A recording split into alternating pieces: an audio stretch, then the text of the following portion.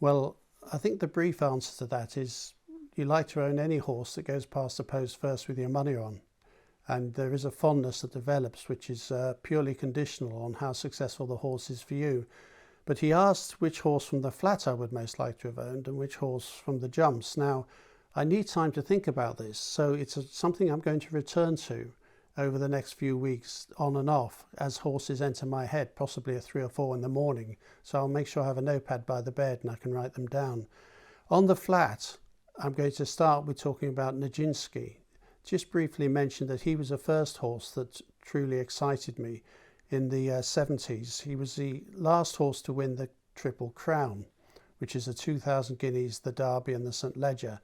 But the marriage between him and Lester Piggott was something special. It was a wonderful partnership, and he was the first horse that truly excited me at the top level of the well-known horses. But the jumping part of the game has possibly enthused me a bit more than the flats in the early days. And one of the horses that most excited me was Sea Pigeon, who I later had a relationship with. Now, I didn't own him, but I did look after him when he retired. More about that in a moment. But Sea Pigeon was a remarkable horse. He won 2 Chester Cups, he won 2 Champion Hurdles, he won the Ebor under 10 stone ridden by John Joe O'Neill. He won 2 Scottish Champion Hurdles, 2 Fighting Fifths, a Welsh Champion Hurdle. In total, he won 37 races. And I saw him for the first time in Morston's Derby. I went to Epsom and I backed Sea Pigeon, and he had similar colours to Morston, which was a sort of salmon pink colours. Sea Pigeon ran then in the colours of Jock Whitney, who was a well-known owner, an American, I think he was the US ambassador for London. So he was a very well-established owner. And I cheered home what I thought was Sea Pigeon winning the Derby from the stands. And then I realised it was another horse called Morstan, and Sea Pigeon actually came in 7th. But that was the first time I saw him in the flesh. And he won as a 2-year-old, ridden by Lester Piggott for trainer Jeremy Tree. He then went to Gordon Richards, that's Nicky Richards' father, up at Penrith, and he did well for him. And then he went to Peter Easterby when he won all those good races. And when he won the Champion Hurdle for the second time, it's commonly said, or famously said by people who know more about this game than I do, that it was the best horse, best ride they have ever seen John Francombe give a horse, because he was a horse that needed to be hung on to, held up on the bridle and then produced late.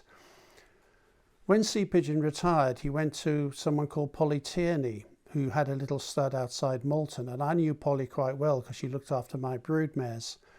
And she spoke to me one day about Sea Pigeon, who was outside at the time in the yard, and said, "It's rather sad," she said, "because unfortunately I'm owed money for Sea Pigeon."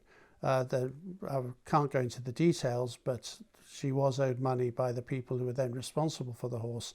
So I got some friends together, including Lord Oaksey, Bruff Scott, Mike Dillon of Ladbrokes, and a few other well-known people, well-established people in the racing game. And I said, "Look, Polly's in a situation here. She's looking after Sea Pigeon and she's not getting her bills paid, so we need to do something about this."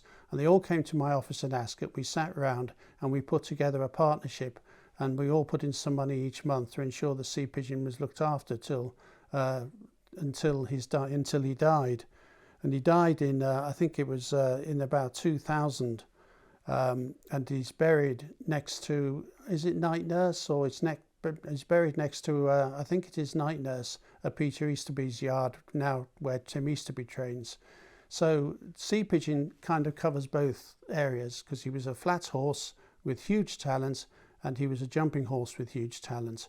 And if I had to name, of all the well-known horses which fall into that category, if I had to name the one I would most like to have owned, I'd have to say at this stage it was Sea Pigeon. But as I said, we all love to own the horses that win us money.